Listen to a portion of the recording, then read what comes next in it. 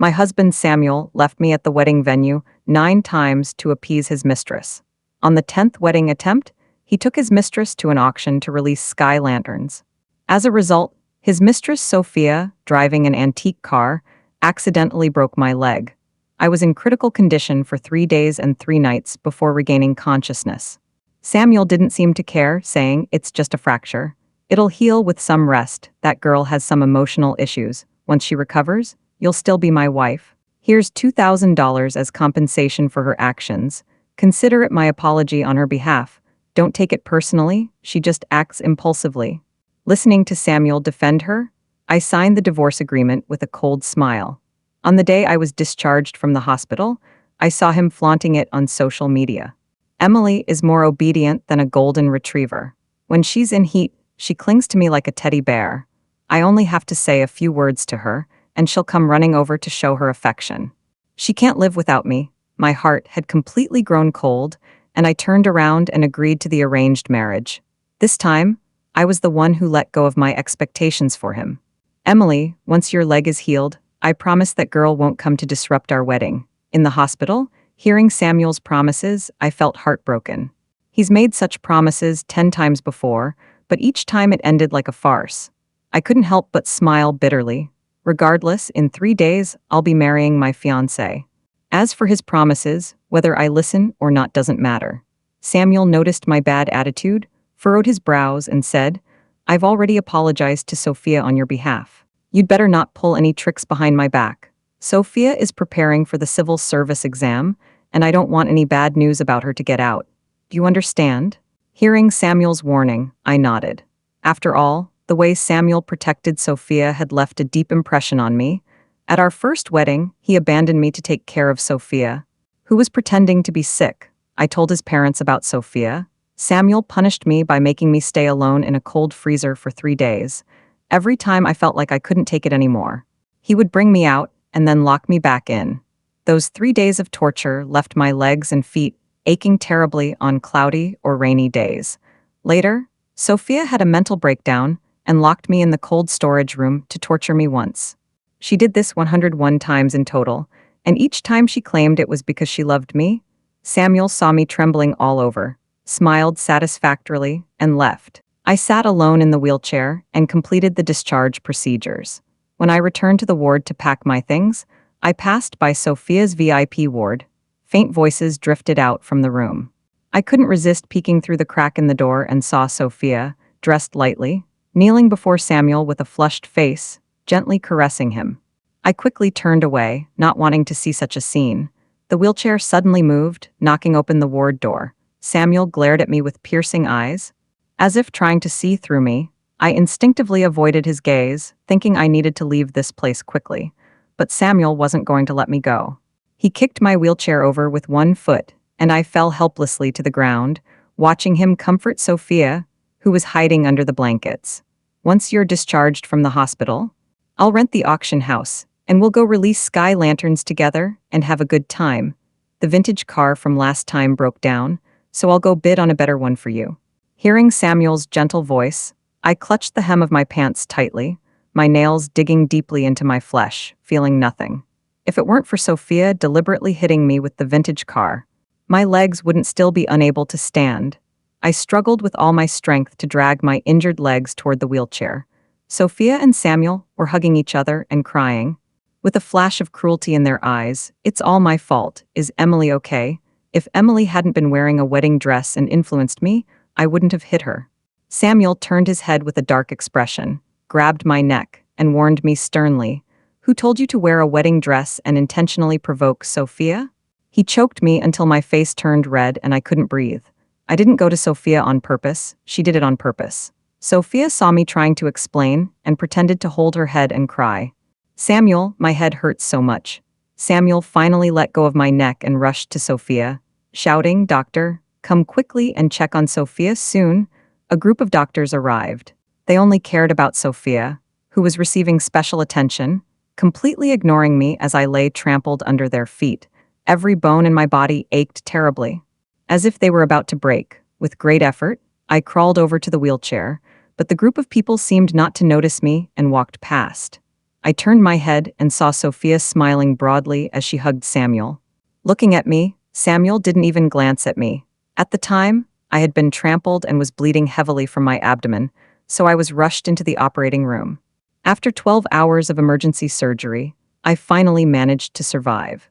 When I came out of the operating room, I saw Samuel happily spinning around with Sophia in his "MTKS, you're amazing.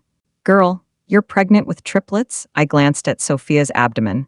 Though it wasn't yet visibly rounded, it was already nurturing 3 new lives inside. My injured finger gently touched her abdomen. This was where Samuel had once carried 3 children, but every time he said, "Emily, we're still young. We have many years of our 2-person world ahead of us. If we have children, they'll become a burden to us. As long as I abort this child, we can stay together forever." Thinking back to Samuel's hypocritical words, I couldn't help but sneer. It turned out that Samuel didn't want children at all. He just didn't want my child. Thinking of this, tears streamed down my face. After the medical staff pushed me into a regular ward, Samuel came over holding Sophia's hand. Sophia clung tightly to him. As if I were a terrifying tiger, Samuel whispered to her, "Don't be afraid, she won't hurt you." Sophia nodded innocently, but her gaze toward me was filled with hostility. I sneered, "What do you want from me? Is this to tell me that Sophia is pregnant with triplets?" Samuel's expression turned serious. "Emily, don't speak so harshly. Sophia had a difficult time conceiving triplets. She can't afford any emotional stress right now. You should be more careful with your words. Besides, her body is already weak. She shouldn't have gotten pregnant in the first place. Why be so petty?" I felt a pang of bitterness. Her weak body was because she had miscarried 3 times for him, leaving her with some underlying health issues. Pregnancy has been so painful for me. "Samuel, did you bring her here just to make me hear this?" I pointed at Sophia and asked. Samuel frowned and said, "Of course not. Sophia's triplets are hard to keep. She consulted someone, and they said we need your heart blood and 1,000 milliliters of blood to keep the pregnancy." I raised an eyebrow and couldn't help asking, "Samuel, have you been reading too many novels? How could you believe in something as unreliable as heart blood?" Seeing that I wasn't willing, Samuel clapped his hands and called over a group of bodyguards. The bodyguards grabbed me and had the doctor draw blood from me according to Sophia's instructions. As I watched my blood flow away, my face turned pale, and I begged Samuel, "Please stop drawing blood. If you keep going, I won't survive." After sending Sophia back to the ward, Samuel walked over to me, grabbed my chin, and coldly said, "If it weren't for you making Sophia emotionally unstable, she wouldn't need this treatment now. This is what you deserve." Feeling his malicious gaze, my heart grew icy. I closed my eyes helplessly and said, "Samuel, we're already divorced. Let me go. I don't want to get involved anymore." Samuel looked at her with contempt and asked, "Emily, I only took a little of your blood. Is that really such a big deal? I remember when you donated blood for me, you weren't this dramatic. Why are you so hesitant about donating blood for my child now?" I deeply regretted donating blood for Samuel back then. At that time, we weren't married yet, and he hadn't taken over the family business. Samuel protected me from my father's enemy's attack and was seriously injured. Despite my weak condition, I helped him without hesitation. I thought that true feelings could be reciprocated, but less than a year later, Samuel changed. He started keeping Sophia, this young girl, around. At first, Sophia told me she didn't want to be a mistress. I felt sorry for her and helped her leave. But when Samuel found out, he started putting pressure on my parents' company and subjected me to emotional abuse for a long time. Every time I wanted to divorce him, he would use the wedding preparations to make me feel guilty. In the eyes of his friends, I became a laughingstock. After donating blood, I fell into a coma for 2 days. When I woke up, I called my parents and said, "Mom and Dad, I want to leave the hospital and get away from Samuel all right." But then, the voice of the arranged marriage partner came through on the phone. Samuel saw me rushing to hang up and his expression turned ugly. "Emily, it's just a little blood. Why bother telling your parents if you don't care if they go bankrupt? Go ahead and tell them, and you didn't even get hurt. What's the point of complaining about such a small thing every day?" Hearing him keep talking about me, I didn't bother to explain. Anyway, I didn't believe a word he said. "Samuel, did you come here to drain me dry?" I suddenly asked him, seeing his expression change. He quickly smiled to cover it up. "Keep your voice down. We won't mention the blood draw anymore. It's just that Sophia is in a bad mood and needs you to help her relax. I asked indifferently, what should I do? The doctor suggested that you two talk face to face, let her vent her frustrations, and that should resolve the issue. Seeing Samuel's evasive gaze, I felt that things weren't that simple. But now I was helpless, like a fish on a cutting board, and could only follow him to Sophia's VIP ward. Looking at the luxurious decor of the VIP ward, I felt extremely uncomfortable. It was Sophia who hit me with her car, yet she wasn't even injured and was admitted to such a luxurious ward. Meanwhile, I had suffered severe leg injuries and was confined to a cramped four-person ward. After pushing me into the ward, Samuel locked the door. Sophia approached me with a fruit knife in her hand. Her face twisted into a cold smile. I took a step back. Sophia, what do you want? If you kill me, you won't be able to take the civil service exam. Sophia swiped the knife across my face twice. Do you really think I care about the exam? This was just an excuse to deceive Samuel. If you hadn't told him about me back then, would I have been tortured into conceiving triplets? After saying that, she suddenly slashed my face with the knife, then stabbed herself and placed the knife in my hand, shouting, Samuel, save me. Samuel kicked open the door, saw the blood-stained knife in my hand and Sophia's blood-soaked chest, and tears welled up in his eyes.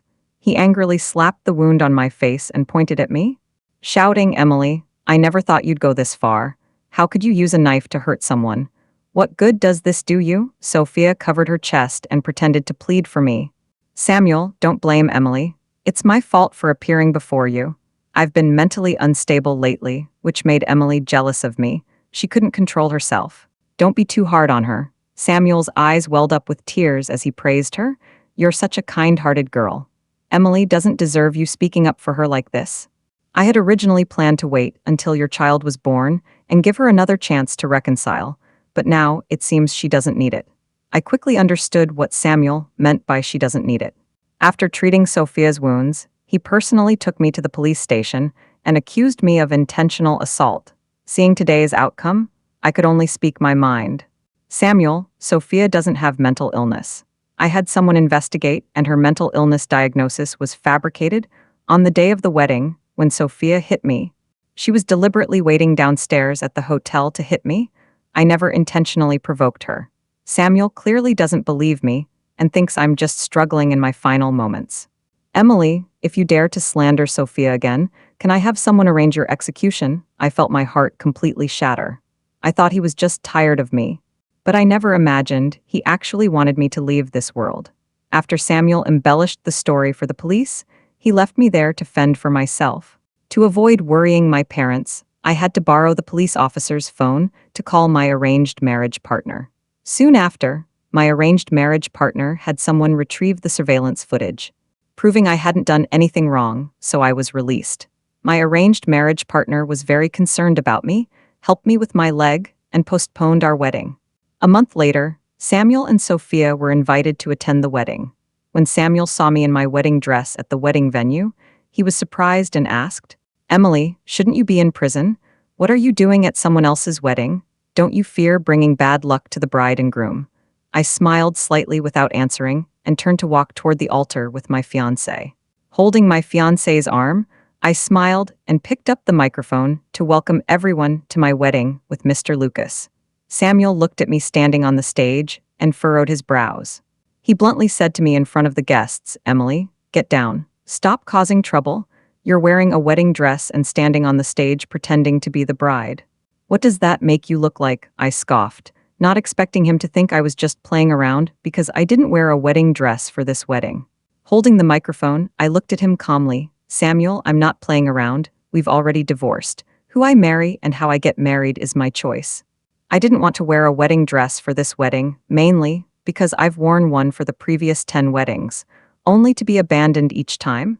This time, I wanted to try getting married in a formal gown. I turned to my partner Lucas and asked, Husband, do you mind if I wear a tuxedo? Lucas shook his head and said, Of course not, as long as I can marry you. I don't care what you wear, even if it's beggar's pants or a military coat, as long as it's you, I'm fine. Samuel was so angry he was about to explode. He walked up, grabbed my arm, and angrily asked, Emily, did I abandon you at the wedding multiple times just to make you spend money on this wedding to upset me? I did make mistakes before, but I've already apologized and made amends. Why do you have to use this method to get my attention? I pushed Samuel's hand away, hid behind Lucas, and pouted, Husband, this mean guy is pinching me. Help me teach him a lesson. Lucas immediately punched Samuel and whispered in his ear, If you don't want your company to be acquired at a low price, you'd better let us hold the wedding smoothly. Samuel coldly looked at Lucas and said, You're just an actor. Who do you think you are to talk to me like that? Sophia smiled and added, Samuel, don't get angry. Emily is just jealous of the attention you give me. So she hired someone to act and deceive you. Emily, stop deceiving yourself. I don't believe any wealthy person would want something someone else doesn't want. Facing their mockery, I couldn't help but smile. In reality, they had no idea that my arranged marriage partner was Lucas, the wealthiest family in Beijing. In front of them, Samuel was just an insignificant little character. Say whatever you want, but don't disturb my wedding with my husband. Samuel thought I was acting and kept staring at me from the audience. Sophia saw that he was completely focused on me and looked a little unhappy. She gently tugged at his sleeve and said softly, Samuel, the baby's kicked me. He impatiently pushed her hand away. We'll deal with the kids later. I'm more interested in seeing how long Emily's little drama will last. Sophia clenched her fists and glared at me angrily. I ignored them and listened quietly as the host asked, Does the bride agree to marry the groom and love him for the rest of her life? Although this wedding was just an arranged marriage. Lucas looked at me tenderly, as if he were the man who had loved me for 10 years. I smiled softly and said, I do? Samuel frowned below the stage, clearly nervous. I glanced at his clenched fists, the veins bulging, then turned away to accept the ring from the bridesmaid and slipped it onto Lucas's finger. Applause erupted from the crowd. The host announced loudly, Let us congratulate Mr. Lucas of the Lucas family from the Beijing elite circle and Miss Emily on their perfect union. Hearing this, Samuel tensed up immediately. He asked his friend beside him, Is the Lucas family the most famous Lucas family in the Beijing circle? His friend rolled his eyes and said, Of course it is. Don't you know this is the Lucas family's wedding? How did you even get in here? Samuel seemed to recall Lucas's warning earlier and couldn't help but shiver. Sophia noticed his uneasy expression and comforted him, saying, Samuel, it's just the Lucas family. The people you beat up aren't that tough. Samuel rubbed his temples, frowned, and gave her a cold look. You're so naive. What do you know? You really don't know how to read people. Don't come out with me anymore. It's embarrassing. After being scolded like that, Sophia's smile vanished. After the wedding, I returned to the restroom and saw Samuel waiting there. I was wearing a snow-white dress, which made him feel uncomfortable. He hesitated for a moment and asked me, Emily, are you really going to give up our 10-year relationship for a stranger? I gave him a cold laugh. Didn't you make me sign the divorce agreement? Samuel frowned. We're just taking a break. We'll get back together eventually. You're still my wife. Sophia's child will also be your child. You can easily be a mother. I'm doing all this for you. Don't misunderstand me. Hearing his unrealistic words, I realized I had never truly understood this man. He had hurt me time and again, then acted as if nothing had happened afterward. In the past, his oppression made me increasingly insecure and afraid to defy him. But now, Sophia's vintage car had awakened me. I knew I wasn't someone who could be mocked so easily. Samuel, our relationship is over. And on the day you took me to the police station, I got married to Lucas. Hearing this, Samuel's eyes turned red with anger. He grabbed my arm tightly. Emily, did I only take you to the police station for one day? And now you're using this to deceive me. I struggled hard but couldn't break free from his grip. My legs were trembling from standing too long, and I couldn't help but land backward. Lucas entered the restroom, saw me being bullied by Samuel, and immediately rushed forward to punch him.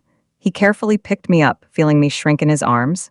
His eyes filled with anger. Samuel, what's so great about bullying women? Dare to bully my woman, and I won't let you off easily. Samuel remained unfazed, pulling my arm and saying, Emily, say it. You two never got married and your wedding was fake. All of this is just to provoke me. Lucas shielded me behind him, holding up the large blue diamond ring in my hand, and said, This $3 billion blue diamond. You must have seen it before, right? I remember that day when you released sky lanterns. You only took a photo of an antique car, but I spent $300 million to buy this one-of-a-kind blue diamond. Samuel stepped back in shock. Was it that day? I listened to their conversation, my mouth wide open in disbelief. I knew Lucas was rich, but I never imagined he could be so generous to the point of being unbelievable. Seeing Samuel looking so dejected, I couldn't help but laugh. I looked at Lucas, who was defending me, with gratitude, and gave him a light kiss on the cheek. "Husband, let's go home. Don't bother with that clown anymore." Samuel watched us walk away hand in hand, filled with resentment. When Sophia found Samuel, she saw him angrily throwing things in the lounge. Sophia walked over with a smile and said in a playful tone, "Samuel, don't get angry over someone who doesn't love you. Look at the people who truly love you, like me. After we get married, we'll have 3 babies, and we'll be happier than Emily." Samuel looked at Sophia with red eyes and suddenly asked her, "Do you know why I'm keeping you?" Sophia was so scared by his gaze that she got goosebumps all over and shook her head quickly. Samuel lifted her chin and said, "Your little temper reminds me of Emily from 10 years ago. Otherwise, do you think I'd be interested in a bar girl with no education?" Sophia felt deeply hurt. Her eyes filled with disbelief. Impossible. "If you didn't love me, why did you drive into Emily without even looking at her, yet you care so much about me? Samuel, don't lie to me. And there are your triplets in my belly. You won't abandon me, will you?" Samuel's expression darkened. He grabbed Sophia's shoulders and demanded, "So you deliberately hit her? Not because you were provoked, so you don't actually have a mental illness?" Sophia realized she had said the wrong thing and shook her head quickly. "Samuel, I only said I had a mental illness because I love you so much. You won't scold me over such a small matter, will you?" Samuel's expression grew grim, and he shoved Sophia into the freezer where he had locked her before. Sophia cried and pounded on the freezer door, begging him, "Samuel, let me out. The babies in my belly can't take it anymore." Samuel gave a cold laugh. "Sophia, don't tell me those lies. If you hadn't deceived me, Emily would never have married someone else or left me." Seeing that he was determined not to let her out, Sophia blurted out, "Samuel, if you hadn't changed your mind, would Emily have been so disappointed and left? Let me out. My stomach hurts so much." Samuel didn't wait for Sophia to finish speaking. He rushed out of the freezer like a madman. At that moment, we were taken to the wedding rooms specially prepared by our parents after the wedding ended. Seeing the festive decorations in the wedding room, I couldn't help but burst into tears. Lucas thought it was his fault that I was crying, so he immediately apologized to me. "Emily, I'm truly sorry. I came too late and made you suffer for so many years. If I had been more decisive back then and married you sooner, held the wedding, you wouldn't have been tormented by Samuel for all these years. I'm sorry." Lucas's apology caught me off guard. I couldn't help but ask the question that had been on my mind for years. "You clearly knew that my company's conditions were average and we weren't wealthy. Why did you want to marry into the Emily family back then? And what did you mean by saying you came too late?" Lucas bowed again and apologized, saying, "I'm sorry. I was too cowardly back then. I had been secretly in love with you all along, but I was too afraid to tell you.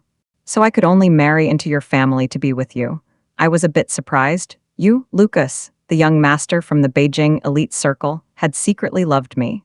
Lucas nodded slightly. "You were the school beauty back then. I saw you once, and you were all I could think about. Emily, I've apologized. Don't cry, and don't be angry." Hearing this, I couldn't help but laugh and cry at the same time. "I'm not angry with you. I'm crying because I've been waiting for Samuel for 10 years. We've had 10 weddings, and each time he abandoned me. We've never spent a single night together in the wedding chamber, but I've long since realized that Samuel isn't worth such sacrifices. I should move on." Lucas felt my intense gaze and blushed. "Will you start a new life with me?" I shyly nodded. Just then, there was a knock on the door. "Emily, come out. I need to talk to you." I opened the door and saw Samuel standing outside with red eyes. "Samuel, tonight is my wedding night. What do you mean by knocking on my door? Do you think I've been abandoned at weddings too many times? Or do you think having Sophia serve you alone isn't enough and want me to come back and help?"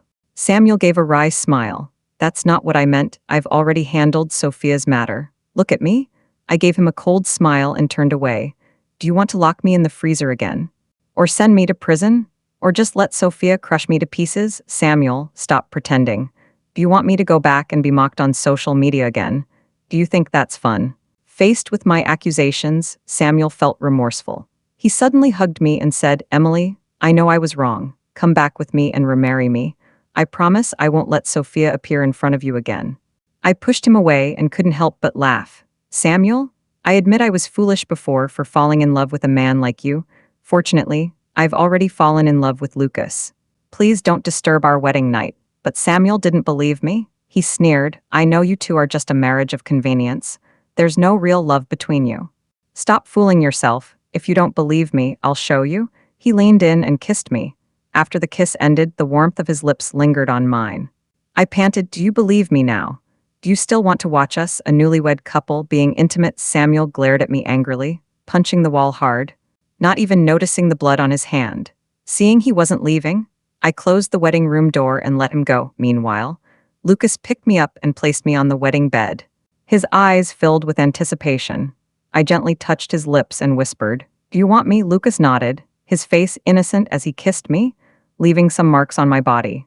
After a night of turmoil, I saw the red marks on my body and couldn't help but think back to last night, my face flushing and my heart racing.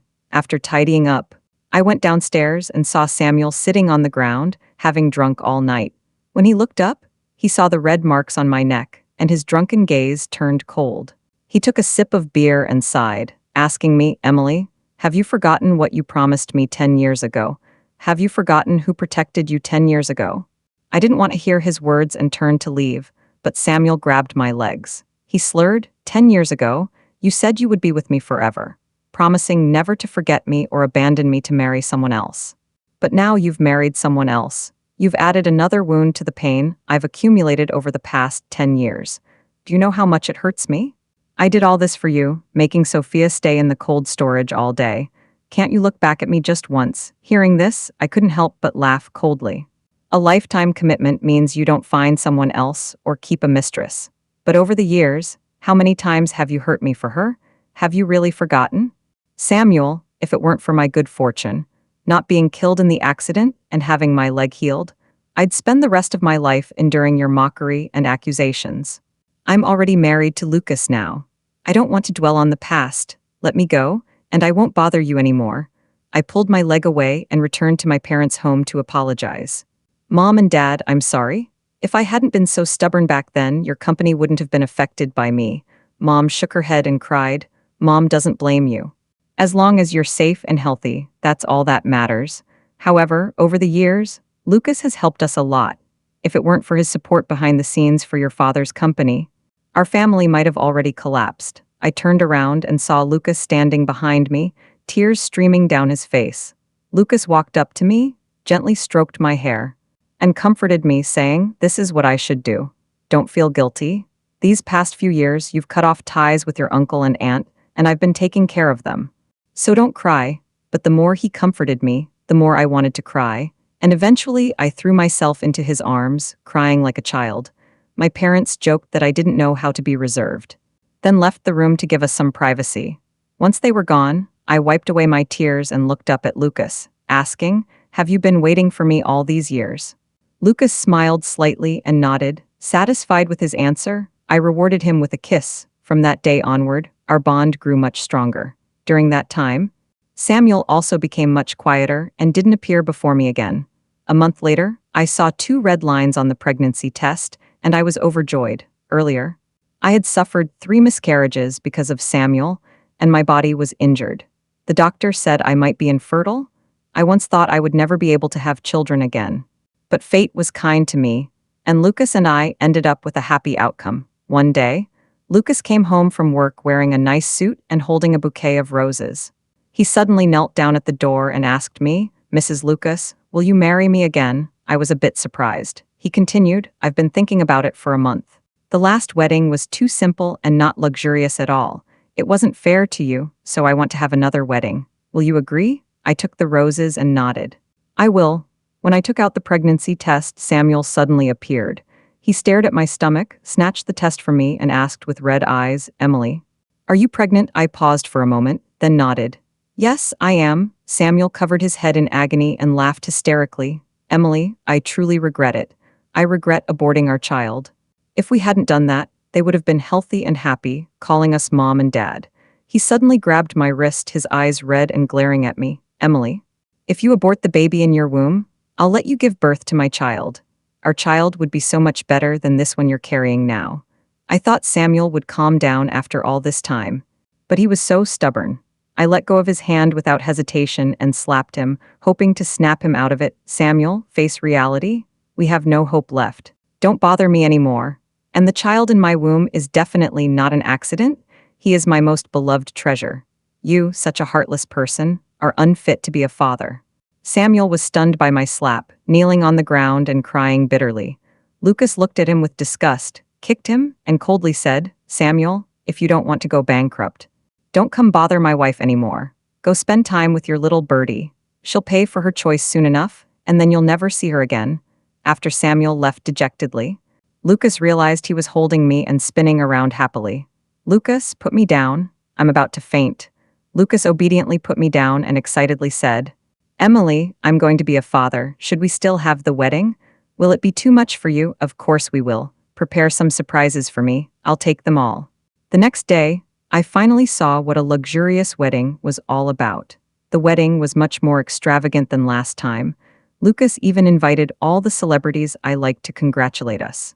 This time, Samuel didn't show up at my wedding. I heard that, after Sophia was sent to prison, she insisted that it was Samuel who sent the antique car and that he had instructed her to do it. He's currently being interrogated, so he couldn't come to the wedding. The wedding proceeded smoothly without any of those troublesome men. After a busy day, I went to give a statement as the victim of the case the next day. When I saw Samuel in prison attire at the police station, I was taken aback. The once glorious Samuel, now reduced to this state, was truly pitiful. Fortunately, I no longer had any feelings for him and could treat him as a stranger. Samuel, handcuffed, cried regretfully, "Emily, I was wrong. I truly regret setting off the sky lantern for Sophia and buying the antique car. Can you forgive me?" I shook my head and said, "Impossible. If crimes could be forgiven, then the police would be useless. The pain won't disappear just because you apologize. The harm you caused me, I will never forget. I hope you can reform yourself in prison. We won't see each other again." After finishing the police statement, Lucas picked me up and took me away. I asked him, Samuel's role in the crime could get him up to 10 years, and Sophia's intentional murder won't result in life imprisonment. Did you help me find evidence behind the scenes to expose their torture of me? Lucas smiled and nodded. I just think bad people shouldn't escape punishment easily. Without the law, I would have made them pay the price. As the sun set, I hugged Lucas, my face filled with a satisfied smile. 5 years later, my daughter was running happily on the grass. Lucas said she was as cute as if she had been copied from me. Looking at my tall, handsome husband and adorable daughter, I felt incredibly fulfilled. Years later, I learned that Sophia didn't spend much time in prison before enduring severe torture, which eventually drove her to take her own life. Samuel, on the other hand, seemed to have contracted a rare skin disease, suffering from severe itching every day. Looking pale and emaciated, no longer the vibrant person he once was. He cried every day, saying, "Emily, I was wrong. I shouldn't have treated you that way. I truly regret it, but I had long since forgotten the pain he had caused me, instead cherishing every moment of my life."